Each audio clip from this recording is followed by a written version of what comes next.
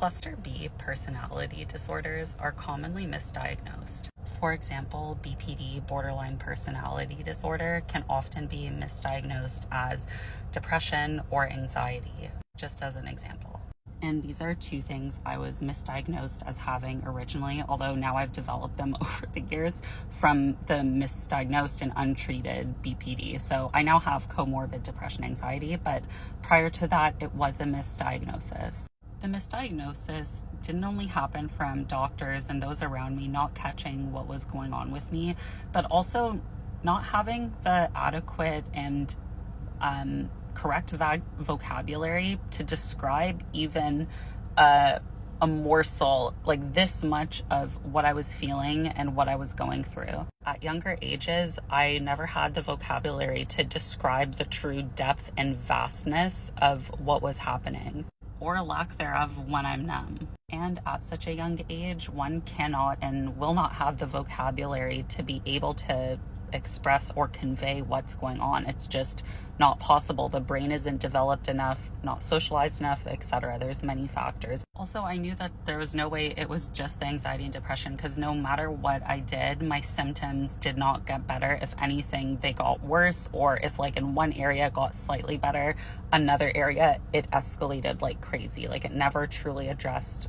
what was going on or explained really the core and what was happening. And no solution fit, because I was trying to mold myself to these impossible, inhumane standards that someone with something like BPD within the cluster B could never maintain, and the collapse is inevitable. I also feel a huge aspect of what held me back from expressing more of what was going on was the years of constant judgment, harassment, bullying, put downs, being judged, accused of lying, humiliated if I didn't say that already. All of these mini traumas and mini assaults, whatever, they add up to very large ones and add up to a lot of us just learning to shut up and be quiet and just take it.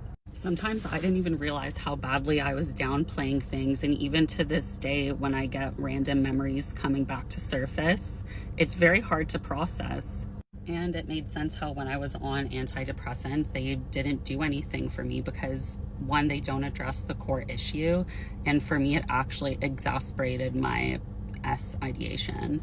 Even my primary care doctor thought that there was no way I could have BPD because I didn't have outbursts, but little did she know what was truly happening. Even when I tried to beg for help, she minimized my feelings, so who am I to think that I'm more valid than what my doctor had to say? That was my mentality at the time for many years. The antidepressants or anti-anxiety don't address the chronic feeling of emptiness, the chronic sadness, the mood fluctuation, impulsiveness, addictive tendencies, chronic ideation. These are just to name a few. I'm not saying obviously medication can help. I'm just saying for me or others like me that have BP and other comorbidities, sometimes medications can really help one area a little bit and then exacerbate immensely other symptoms that you have. And according to Dr. Daniel Fox on YouTube, you should check him out. He makes great content on BPD and personality disorders.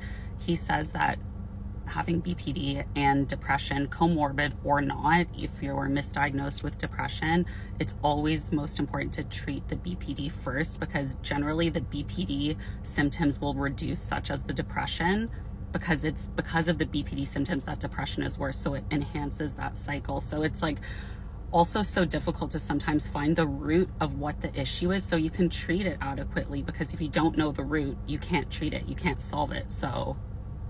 And these depressive episodes can be prolonged and feel like a prolonged grieving episode. And I feel like I'm kind of in one of those periods right now. So if you're also feeling that way, just know you're not alone. And one thing I think we should try, like I've done, is to get outside and try to get some sun on our skin, or even just if it's raining where you are, getting some rain.